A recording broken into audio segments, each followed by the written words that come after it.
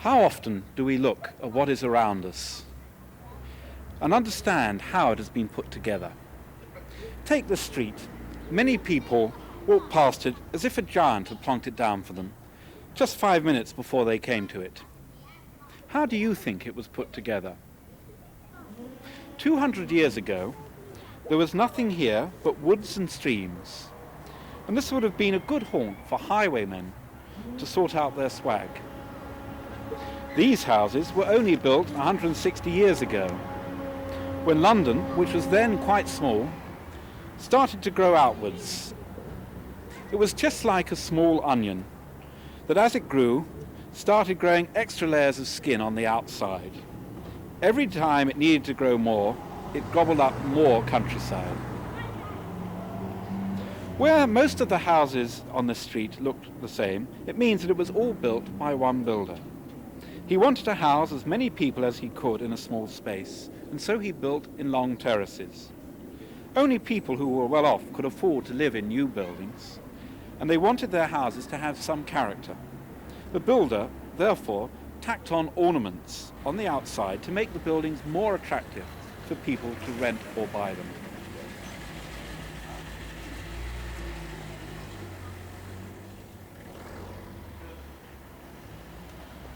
Okay, we'll now walk down the street to see how one building has really been put together.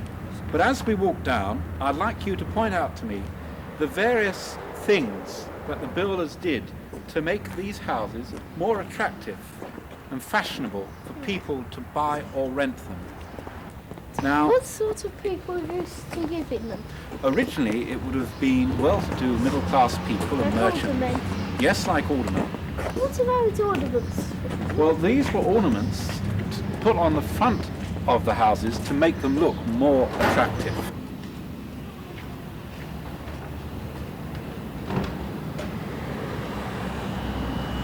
Here you can see what the original stone looked like. You can notice that it's very much an orangey sandstone colour. And what the people are doing who have bought this house is they're cleaning all the stonework. If you look at the bricks to the top and to the right, you can see the same colour bricks but covered in black soot when London had the smog. And if you look in the middle where they're cleaning, you can see the original stone being brought back to its original colour.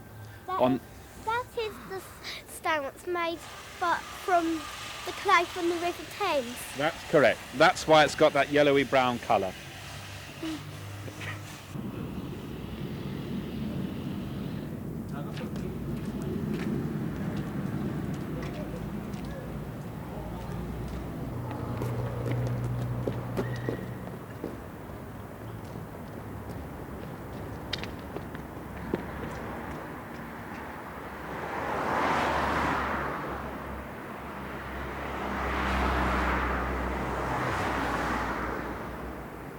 To understand how a building is put together, you've got to understand how you would build it, how you would knock together a camp or a shelter to keep you warm and dry and keep you out of the snow. So I want to imagine that we're stuck on a deserted island in a large snow blizzard. You've got to do something very quickly to keep warm, to build a shelter. So, could somebody tell me the first thing that you would look for? What materials would you look for? Well, what I would look for was I would look for trees and branches, and I would snap the branches off and I would weave them together and it would make a rough shelter what would really keep you out of the snow, and then brush all the snow out and then make a fire. Mm-hmm. You see, what you're talking about is what people, your ancestors, actually did. And later on we'll see a house that has been built just like that in the middle of a forest, and yet they've designed it that they can actually have a fire burning inside without the house going up in flames. Most people don't have to build the offices or houses that they live in. Even the teachers at school don't. And they take the buildings for granted and never really learn how they were put together. I asked you earlier what was here before the buildings were put up. And I also said that man must be near a source of water when he builds a house to live in. As we came in, you notice that we are on a hill, and you must know that if we were in the countryside, you would come across plenty of rivers and streams. I'll show you that this building is sitting on top of a stream, and so that the building doesn't become flooded, we have also built a very strange kind of construction downstairs. It's like a kind of deep dungeon hole to collect the water, and it is pumped out into the sewers.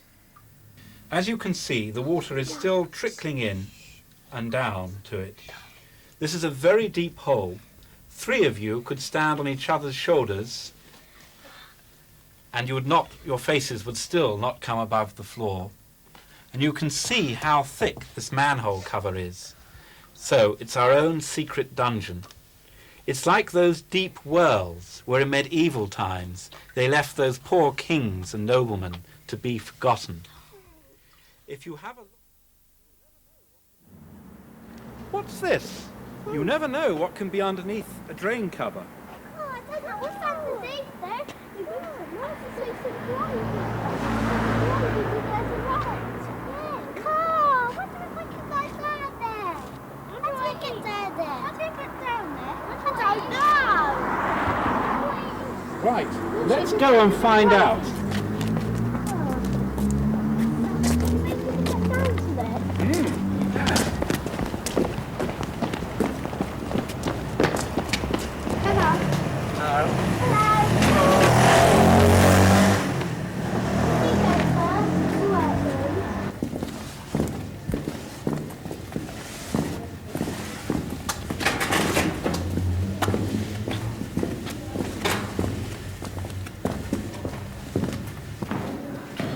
Now, the cave here would be excellent as a storeroom, because in earlier times, anything built of wood had a very high fire risk.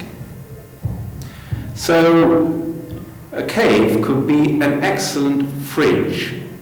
Okay, can you tell me what you think these carvings are all about? Scenes from the Bible. Really? Why do you think that? There's the crucifix with Jesus on it. And that might be that person who removed the form from the guy's pool. And that might be somebody with who's guiding sheep, but they didn't have room to put the sheep in. Well, what do you think? Well, I think that's Mary. I think putting a baby into the thing. I see. But that man hasn't got no leg. It's probably got chopped off by one of those autograph hunters. Shall I tell you what the various things mean? That is St. Christopher, who is carrying Christ over the water. He was always the saint of travellers. That's right. And on the crucifix, you usually have St. John on one side, and immediately next door to the crucifix, you have got St. Catherine holding her Catherine wheel. Now you know about that at bonfires night. No leg. No, well the dress is covering her. Catherine Petrel was But a philosopher. the- She was tortured on a wheel, wasn't she? That's right. And that's why at Guy Fawkes night you have a Catherine wheel going round. Was she killed on the wheel on bonfire night then? No, but it was a rather cruel name for a Catherine wheel. But if you also have a look around at the caves, you will see pointed swords in the shape of a cross, which is the old Crusaders' mark. And if you look around, you'll also see loads of men. Some people think they're soldiers. Sometimes some people think they're loads of saints. But what are the holes for all those holes? Well, those holes could have been for candles, for altars, or for little basins to hold holy water in. Now you see, this was very close to a monastery, and people think that the carvings are either Saxon or were built later on in the Middle Ages, say 13th to 15th century. But they think that as well as just being a storeroom, they use this cave for some rather mystical, religious reasons, for lots of superstition. It might have been the little church what people.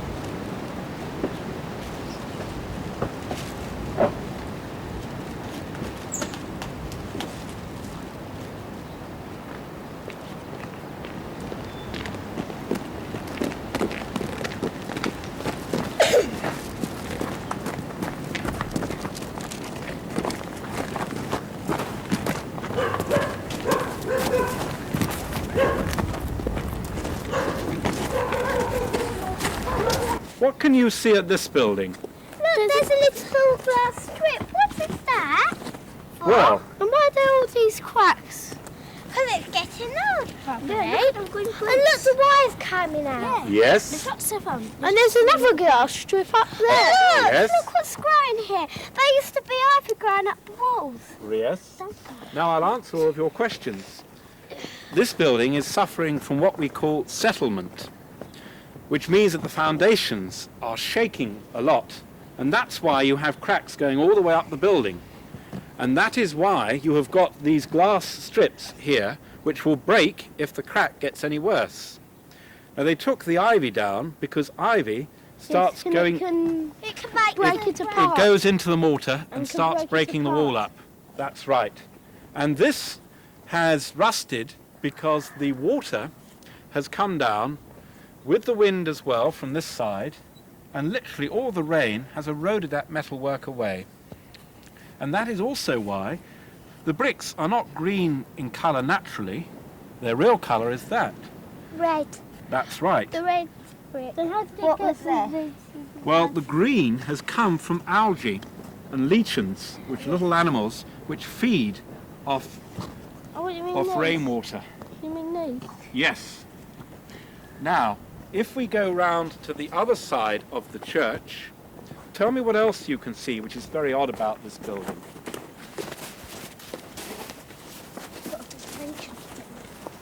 Oh, I can say something. If it was a real church, they would have had that great big thing there. No, that was central heating put in afterwards. That's been put in 20 years ago. Look at all the graves and everything. Yes. But what do you notice about the building here? It's lower. It's lower. Yes, that's because they've built it into a hill. But do you know what that means?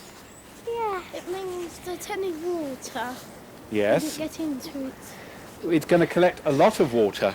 It's going to be very damp. Now, can you see any more cracks here? Yes. Show me some. Like the centaur. You mean like the centaur? Yes. The bricks are different. That's right. Well, these are what we call cobbles. And these have been made of sandstone. You can see the rich iron colour.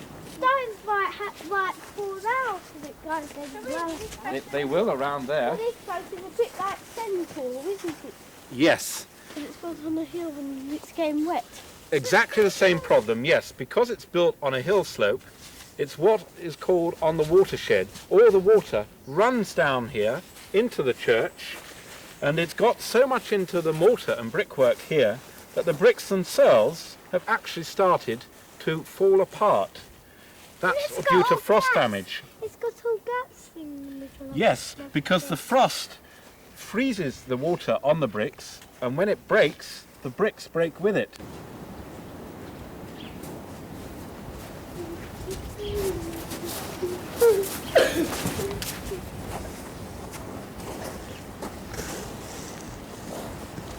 Now, what do you make of this? How many different stones can you see here? You can see those pebbles, what we saw around the other parts. And also Yes. look up there, you can see a window flap. That's right. There are about 10 different sorts of stones. Can it become Yes. up there? You've got a kind of grey limestone there. You've got a very orangey type of brick. And it's got lots of cracks. And on the top it's got plaster. Yes. Now, up until the end of the 18th century, all old buildings were covered with plaster on the inside and the outside. And one of the reasons they did this was to hide all the cracks and the various different stones they used, so that it would protect it against the weather better.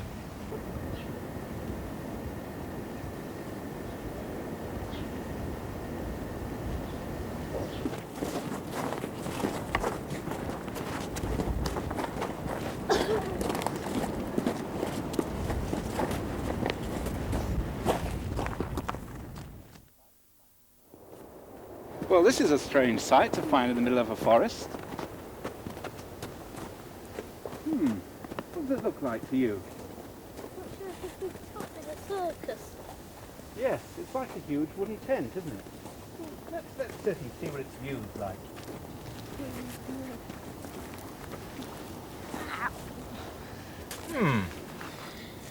So, what materials have they used to build it with? Straw, wood, earth. And how have they made the walls? Well, they've made the walls out of earth bricks.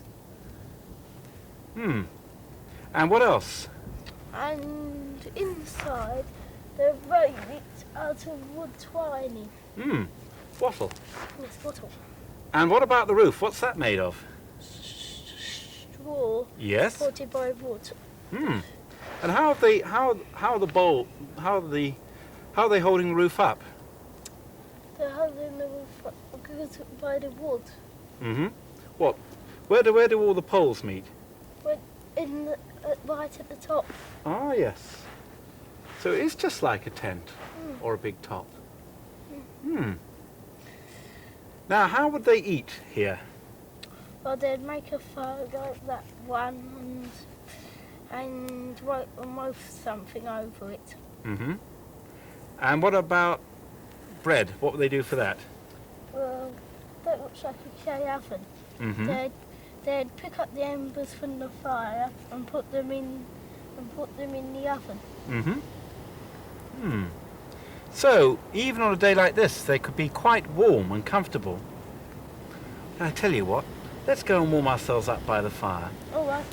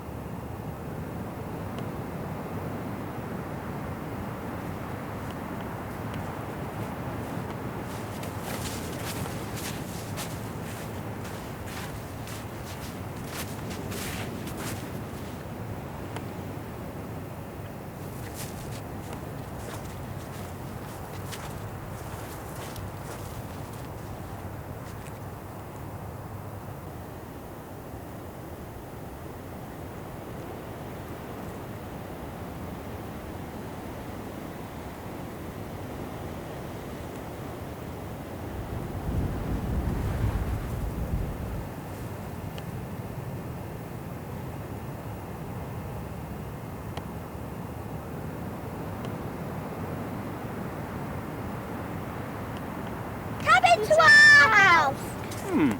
I don't mind if I do. You want a cup of cocoa? Oh, that will be really nice. So, Tommy, how did you put this house together? First of all, we got some twigs, some big ones. Then we put the roots on. Then we put some plastic. Then we put all twigs on. Then we Yes. covered it with plastic bags. Then we put leaves for the thatch. Yes. Then we put leaves inside. Yes. I see. And have you got many windows in this house? No, but we've got a massive big door though. It is quite big, isn't it? But on the other hand, you have a lovely view from here. Yes. Now, Luke, how does this compare with the Iron Age hut we've been in? Not too good. So, you think the Iron Age hut is actually quite comfortable compared to this? So, you can see you've built this with all the local materials, apart from the plastic bags that somebody had left as litter. So it is possible to create a shelter and to get out of the rain and snow. And if you wanted to, you could build a little log fire. But you've got to admit that those Stone Age men did a very good job with that hut. Do you know what they've got there? They've got a double insulated wall. They've got mud turfs on the outside and wooden wattle on the inside. And we could have a fire inside it as well. So we could keep warm without getting our legs wet. Which we just Well, put well- out. Well, Yes. what we were going to do was we were going to make a circle, but we thought it was still up too many twigs, didn't we, Tommy? Yeah. So if you were ever caught in a blizzard, or if you really wanted to get out of the rain, you know what you could do in future? Yeah, we could put this together. Yes. But if we didn't have the plastic bag, we could just put little... Well, I wonder, you know, looking at the sky, I think it's going to rain in a moment, and we'll see how good a job the roof is. I wonder, can you see rain over there? No. I Maybe can. There's grey clouds, but it might come out. I can. No. So it does seem like we might get some rain. Well, now we're going to see how good your house is. Well. At least you've kept me nice and warm. You won't get understand or have you soon. So there's You're quite... getting wet. We're not, because we're sitting underneath plastic bag. Yes. Too So wet for you. there's quite a skill to building a good house and keeping it wet and draft free, isn't there? Oh, good. It was only a passing shower. Thank goodness. That was really fun. Sitting down in the rain. Why is there going to be any more rain coming? I don't know. Perhaps nature is being kind to us today.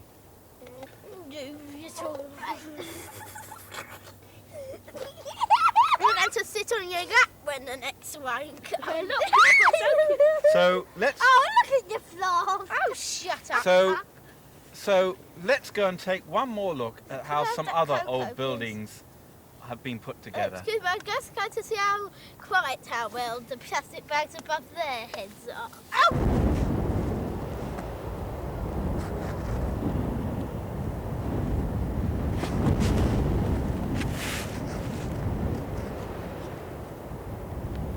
So now you can look at where you live and how the buildings were put together. Buildings where you live, where you work, or where you play. You can see that it's no easy matter putting up buildings, but it can be fun. If you know of any odd buildings or follies or very old buildings that you want to explore, tell me and we can go and explore them together. It's amazing how much there is to see if you really look around.